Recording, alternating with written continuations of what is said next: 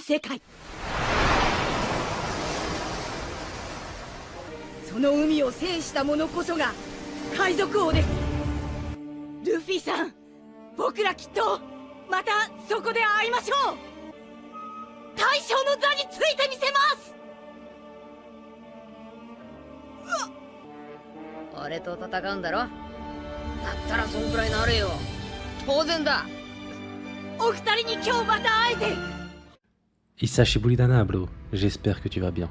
On se retrouve pour parler de Koby, le premier marine introduit dans l'œuvre. Et quel personnage. On va théoriser sur son évolution, l'influence de Luffy, son futur pouvoir, mais surtout comment il va façonner la marine pour rendre la justice bienveillante et pure. Des pistes très intéressantes, mais avant de plonger dans celle-ci, n'hésite pas à me donner un maximum de force en t'abonnant. J'ai remarqué que tu n'étais sûrement pas encore abonné, alors n'hésite surtout pas et rejoins mon équipage. C'est gratuit comme le pouce bleu, ça participe énormément à l'évolution de la chaîne et en plus, tu ne rateras aucune de mes futures vidéos. Merci beaucoup et c'est parti pour cette folle théorie sur Koby. Koby a été introduit au chapitre 2 aux côtés d'Alvida et ensuite aux côtés de Luffy. Il est donc présent depuis les prémices de l'œuvre et devient très rapidement un ami de Luffy. Koby est impressionné par le rêve de Luffy, celui de devenir le roi des pirates. Il est impressionné malgré le fait qu'il soit complètement contre cette idée vis-à-vis de ses propres valeurs, mais aussi que cet objectif est totalement impossible pour lui. À travers les quelques moments qu'ils vont partager, il va se rendre compte de la puissance de croire en ses rêves. La rencontre clé de Luffy a été Shanks, qui lui a transmis la flamme de croire en ses rêves et de tout donner pour atteindre ceux-ci. Et il existe un parallèle très intéressant avec Koby et Luffy. Déjà dans le manga, les deux scènes se passent dans le chapitre 1 avec Shanks et chapitre 2 avec Koby. C'est très fort de sens que les deux se suivent. D'abord, on a les détails de la formation du rêve de Luffy, être un pirate pour les valeurs de ceux-ci et devenir même le roi des pirates à terme, la place hiérarchique la plus haute. Le déclic étant débloqué à travers Shanks. Ensuite, on a les détails de la formation du rêve de Koby, être un marine pour les valeurs de ceux-ci et devenir même un amiral à terme, la place hiérarchique la plus haute. Le déclic étant débloqué à travers Luffy.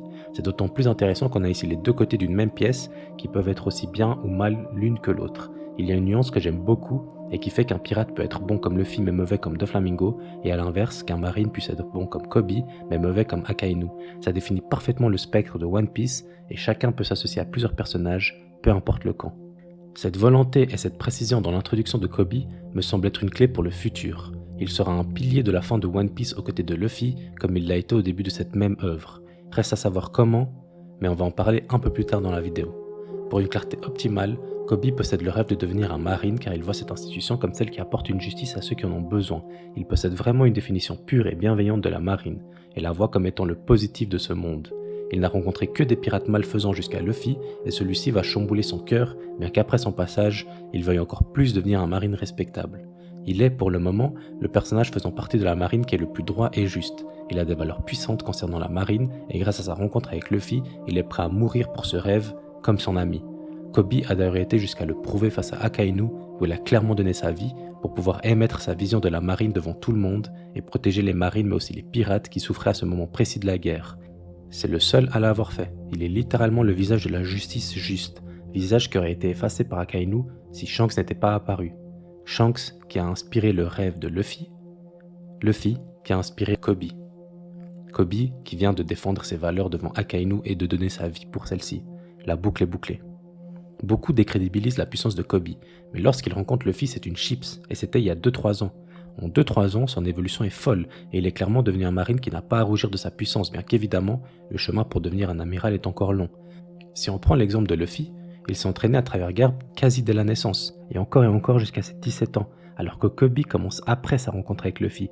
Son évolution est vraiment impressionnante, et on peut donc estimer qu'il continue sur une lancée aussi élevée, surtout qu'il a pour mentor Garp, qui est probablement le marine le plus puissant ayant jamais existé. Parenthèse puissance fermée, reprenons. La marine ne pourra jamais être effacée de One Piece. Même lorsque Luffy sera roi des pirates et réussira son rêve ultime, la marine existera toujours. Par contre, le gouvernement mondial, lui, peut et doit être supprimé pour atteindre une liberté totale et une paix infinie. Il existera toujours des personnes mauvaises cherchant le chaos, et évidemment, One Piece n'est pas une utopie où ça peut être supprimé. C'est pourquoi la marine est primordiale, car si elle applique une justice bienveillante et pure, alors les mauvaises personnes seront arrêtées et les bonnes seront libres. C'est exactement la vision qu'a Koby de la marine. Il sacralise cette justice pure et c'est pour ça que ce sera lui, l'instigateur du retournement de la marine contre le gouvernement mondial, aux côtés de Luffy, de Garp et des révolutionnaires. Oui, la réunion des Monkey D, mais on en reparlera dans une autre vidéo. Il sera un pilier indispensable de la passation de cette justice lorsque le gouvernement mondial aura perdu, et il sera celui qui représentera cette justice pure et bienveillante à travers le monde. Kobe sera le créateur et l'instigateur de cette justice qu'il aime et qu'il veut voir à travers le globe. Lorsque Luffy deviendra roi des pirates, Kobe deviendra amiral, et lorsque Luffy atteindra son rêve ultime, alors Kobe deviendra le visage et le chef de la nouvelle marine, une marine bienveillante et juste qui protégera les plus faibles des méchants. En plus, ça matche parfaitement avec le rêve ultime de Luffy. J'en ai fait une vidéo, je te la mets en description. Il faut à présent parler des événements récents de One Piece, ce qui engendra le power-up de Kobe et surtout comment et avec quels acteurs tout ce que je t'ai dit précédemment va se profiler. Attention, cette partie contient des spoils. Déjà, il est possible et probable que Kobe possède une rancune envers Akainu, qui représente cette justice aveugle et enragée aux bottes du gouvernement mondial. Je pense donc qu'il est celui qui va vaincre Akainu. Akainu qui sera le dernier représentant de cette marine aux bottes du gouvernement et qu'après l'avoir vaincu, à l'image de ses principes, Akainu sera enfermé tout simplement aux côtés des mauvais pirates. Cette distinction qui aimait que les pirates sont mauvais et les marines bons n'existera plus. Ce sera uniquement une distinction entre le mal et le bien. Quiconque est mauvais ira en prison. Évidemment, aujourd'hui, Akainu bat Kobe, assez facilement même. Mais il va se passer un événement très bientôt qui va non seulement accélérer son évolution et lui donner un pouvoir, mais surtout qui va lui donner une motivation supplémentaire d'aller chercher son rêve et de vaincre Akainu. Aokiji est un allié de Barbe Noire actuellement. Je suis persuadé qu'il est un traître et qu'il ne pourra jamais laisser Kobe se faire tuer par Teach. Il est l'un des derniers représentants de la justice en laquelle Aokiji croit, grâce notamment à Garp qu'ils ont en commun. De plus, il porte en tant qu'ennemi la même personne, c'est-à-dire Akainu. Aokiji va donc sauver Kobe et ils vogueront ensemble pendant un court temps. Court, mais suffisant pour que Kobe soit mis au courant de la vérité sur le gouvernement mondial et de ce que ça encourt que de faire partie de cette marine. Il sera révolté et voudra renverser le gouvernement de l'intérieur. Mais pour ce faire, il a besoin de devenir fort. La suite est purement théorique, mais je pense que ce sera bel et bien la mort d'Aokiji qui va transcender Kobe, car il va se rapprocher de lui lors de son sauvetage des griffes de Barbe Noire. Cette mort transmettra le flambeau à Kobe à travers son fruit. Oui, tu as bien entendu, son fruit. Je pense qu'Aokiji est le frère de Barbe Noire et qu'il y a un parallèle avec Doflamingo et Corazon. Je t'invite à regarder ma théorie, elle est en description. Kobe serait donc le lot de Corazon, qui mourra pendant que son protégé obtiendra un pouvoir sans précédent permettant de réaliser ses rêves. Barbe Noire retrouvera Aokiji et le tuera en traître sous les yeux de Kobe. Ce sera probablement à ce moment précis qu'on verra le secret de Teach sur le vol des fruits et Kobe réussira à lui voler le fruit de Aokiji et à le manger.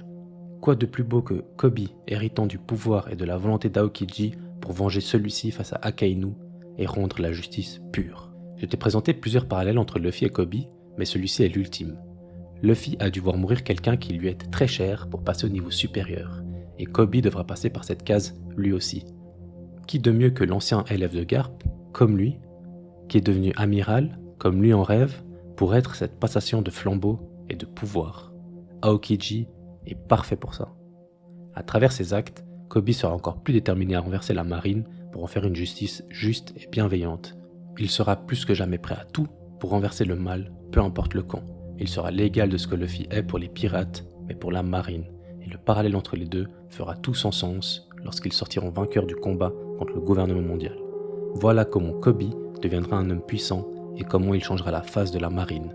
J'espère que la théorie t'a plu et si c'est le cas, alors n'hésite pas à mettre un énorme pouce bleu et à t'abonner pour me donner un maximum de force.